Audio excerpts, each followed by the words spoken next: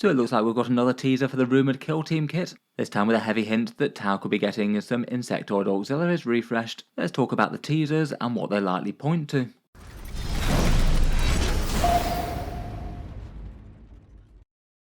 Hello and welcome back to Auspex Tactics, where today we're talking about Games Workshop's latest teaser preview, returning to the Chalnath Expanse and Imperium vs Tau, and the second instalment was one that I think most people saw coming.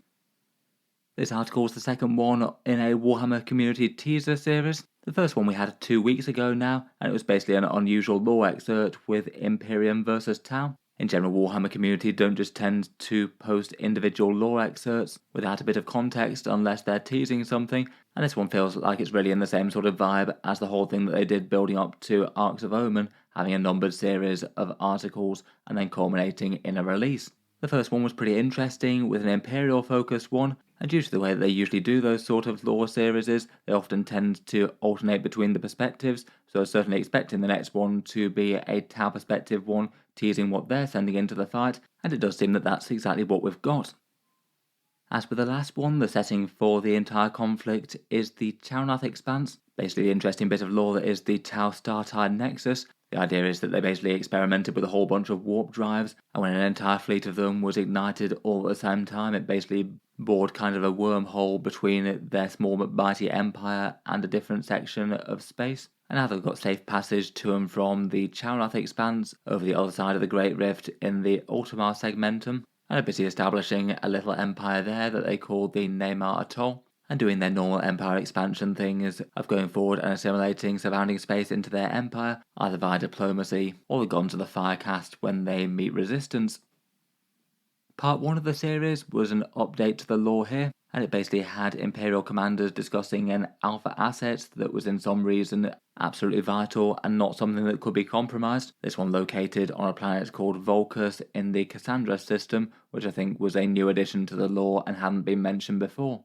The Imperial assets in the sector were really stretched with the Tau advances, and they basically made a difficult decision to take a force of Tempestus Scions away from an agri world that they'd just been deployed to defend and liberate, basically consigning that world to likely fall, and a bunch of frontier worlds to basically go without food. They didn't really necessarily refer to the Scions by name, but they used a code word, Dracus Ferociter, and due to the fact that they're commanded by a Tempestor, it's kind of obvious that they're Tempestor's Scions, as the Tempestors are their commanding officers. Given previous rumours, it seemed that the next lore teaser will probably be a Tau one, and most likely teasing Vespid, and basically giving a little bit of an expansion into their side of the conflict. Today that seems to be what we've got. Basically the lore teaser focuses around Commander Shadowsun herself, Commander-in-Chief of the Firecast, and basically leading her 5th sphere expansion into the Star-Tide Nexus, and pushing back on all fronts in the Neymar Atoll. For this sequence she's having a similar sort of meeting of generals, this time aboard her Manta missile destroyer Unifying Hand, doing a whole load of command and control of Tau forces on a bunch of nearby fronts, aided extensively by drones and AI feeds. She mentions ambushing a column of Imperial tanks and wiping them out for the greater good. Then there's basically a meeting of her with her advisors. She is directed by an ethereal to turn her attention to the Imperial asset on Vulcus, which here they describe it as an Imperial superweapon, and it's deemed to make the planet far too high risk to colonize while it's operational, as the toll it would take on Tau forces would be far too great. The Imperials have unsurprisingly rejected any Tau diplomatic efforts for the Watercast, and believe there's no peaceful solution to take the world for their empire. And when they turn to the Earthcast member of the party, they say that they've got a technological innovation that can potentially protect a few ships from notice of the superweapon for a time, but wouldn't be anywhere near enough to actually shield an entire fleet trying to attack the world in earnest, so still a full frontal assault is out of the question. They still don't really say exactly what the weapon is or what it does, but I suppose that implies that it's something that can destroy things in space if you have to protect ships from it. Maybe some great space laser cannon or crazy defense battery or something. I'm not sure they've 100% confirmed whether it's on the planet's surface or an orbital platform or something like that. I guess both could be possible. Given it seems to be their only option for attacking this thing, Shadowsun therefore authorises a raid, sending multiple small ships to sabotage and study the superweapon with their elite strike forces, using a bunch of small and fast moving ships that should be able to enter the system without getting shot down in however the superweapon functions, and basically trying to do an infiltrate and sabotage type mission to try and take the thing out and leave the planet defenseless. Unlike the Imperial teaser, the actual details as those strike teams are kept really quite brief. They talk a fair bit about the actions of the Scions, but the only clue for this one is our honoured auxiliaries will be the key to our success, showing that these strike teams aren't going to be made up of Tau, so auxiliaries would either be Kroot, Vespid, or something else. Given previous rumours and expectations, it does seem that that's very likely to refer to the Vespid rather than more Kroot things. Though I guess in terms of official confirmation, both are kind of possible. In general, people had assumed that the first one was referring to a kill team teaser due to previous reasons, but there's also all sorts of other clues. Chalnath was the setting for the last kill team. The lore they're developing is quite clearly small squads skirmishing over an alpha asset as opposed to an all-out massive planetary invasion as it often is with 40k. Tau have already had their codex release, so the only releases we could really expect for them would be for Kill Team that goes by a completely different release cycle to 40k. And at the moment we are basically waiting on a Kill Team release as well. There's been a year of Beta Decima sort of aquatic Kill Team type terrain. And then usually for the new season of Kill Team when it comes around, they typically have a box set that has 2 new model Kill Teams rather than just the one. And then in between times they have one set of new models facing off against another faction's things with an expanded upgrade sprue. This one will potentially be due for a new models versus new models set, I guess. Though I suppose not entirely impossible that the Scions could perhaps be an upgrade sprue for their given kit. They did also drop maybe a very slight hint on social media. They don't usually tend to absolutely confirm or deny things. But when someone said it smells like something Kill Team related on the last article, they said it could be, rather than perhaps the slightly more usual, we'll let you know when there's more news on Warhammer community or whatever other answer.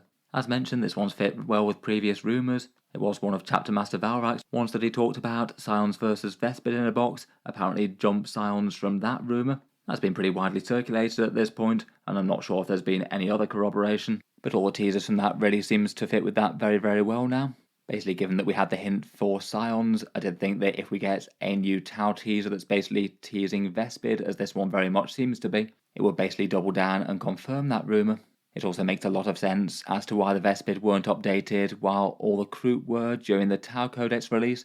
That did feel like a proper alien auxiliary type release for the forces of the greater good, and Vespid with their ancient Finecast kit were one that people have been expecting an update for quite a while now. I guess that means we've got a pretty good idea as to what the box set is likely to be. Likely 10 Scions, perhaps with jump packs if the rumour is to be relieved. It will be a pretty big shake-up to have some jump infantry for the guard, likely facing off against 10 Vespids, the Tau Stingwing auxiliary with the neutron blasters and the leader wearing the rather shadowy communication helm. I believe the previous Kill Team box sets have been in the sort of region of around £85 or $140 or so. I guess it does depend a bit as to whether or not Games Workshop throws in loads of terrain into the box sets for the next season round. They decided to have kits that more focused on the actual squads and miniatures for Beta Decima, which I think wasn't the worst idea really. I feel like it's just more helpful to have the focus on the miniatures, which a lot of people would want for 40k purposes, as well as Kill Team, and then have the extra terrain as a different box set if you happen to want to pick that up. In any case, let me know your thoughts on the teaser. Do you think that the alien auxiliaries will indeed be Vespid versus Scions? And would you be interested in either half of that box set if that was indeed what they came out with? Look forward to hearing your thoughts down in the comments. Feel free to subscribe to Auspex Tactics if you'd like to see more like this. I do tend to try and cover Games Workshop's news and rumours as they come out. We'll certainly look forward to seeing any reveals of the miniatures from this when they have them. Finally, if you have been enjoying all the videos on the channel, I would just like to mention that Auspex Tactics does have a Patreon page as well, and you can find that linked in the video description if you'd like to help support and keep all the content coming. Channel patrons do get a fair few advantages, seeing certain videos early, regular votes to see what sort of things happen next on the channel, an automatic entry into the regular prize giveaways with a chance to win some big model kits each month. If any of that sounds good to you or you'd just like to help support, the link is down in the video description. In any case, a massive thank you for listening, and I'll hope to see you guys next time.